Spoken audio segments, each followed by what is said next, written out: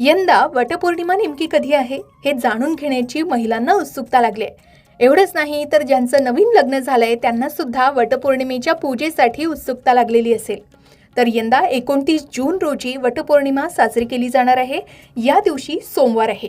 28 जून रोजी पहाटे 3:06 पौर्णिमेची तिथी सुरू होईल आणि 30 जून रोजी पहाटे 5:26 पौर्णिमा तिथी समाप्त होणार आहे.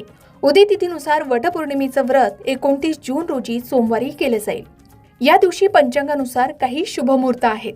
जसे पहाटे 5:26 पासून ते सकाळी 7:11 पर्यंत अमृत मुहूर्त असेल. सकाळी 8:55 पासून ते सकाळी 10:40 पर्यंत उत्तम मुहूर्त असेल. सकाळी 11:25 पासून ते दुपारी 12:20 पर्यंत अभिजित मुहूर्त असेल. मात्र या दिवशी सकाळी 6:44 पासून ते 8:27 दरम्यान